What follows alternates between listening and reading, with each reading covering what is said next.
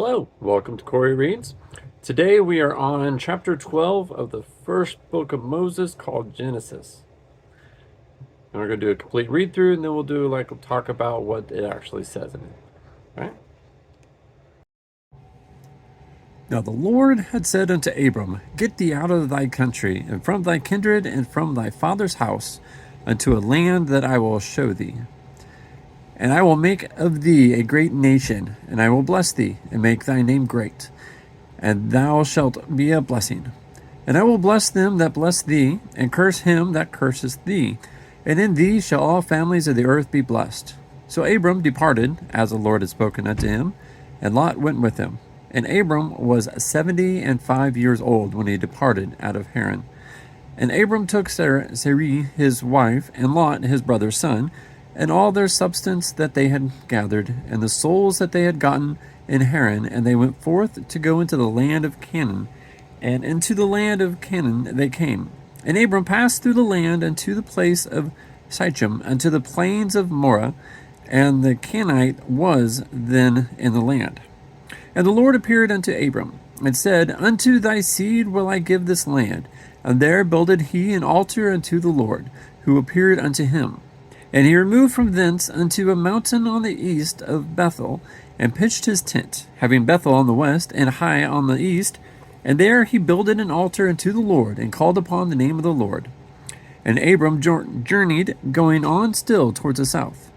And there was a famine in the land, and Abram went down into Egypt to sojourn there, for the famine was grievous in the land. And it came to pass, when he was come near to enter into Egypt, that he said unto Sarai his wife, Behold now, I know that thou art a fair woman to look upon. Therefore it shall come to pass, when the Egyptians shall see thee, that they shall say, This is his wife, and they will kill me, but they will save thee alive.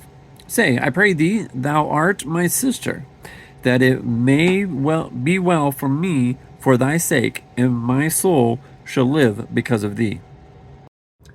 And it came to pass that when Abram was come into Egypt, the Egyptians beheld the woman that she was very fair. The princes also of Pharaoh saw her, and commended her before Pharaoh. And the woman was taken into Pharaoh's house. And he entreated Abram well for her sake, and he had sheep and oxen and he-asses and men servants and maid servants and she-asses and camels. And the Lord plagued Pharaoh and his house with great plagues because of Sarai, Abram's wife.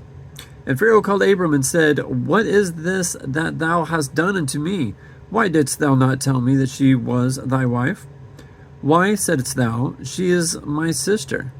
So I might have taken her to me to wife. Now therefore, behold, thy wife, take her and go thy way. And Pharaoh commanded his men concerning him, and they sent him away and his wife and all that he had. Okay, so in chapter 12, God tells Abram to leave his land, the country where he's at, his family, and go off, and he's going to give him his own land to make his own kingdom. And so he does. He leaves with his wife and Lot, and they go traveling. And so they settle down and they build an altar to God. And God basically says, anybody that blesses you will be blessed, anybody that curses you will be cursed. But the problem is there's a famine, so he keeps going down into Egypt.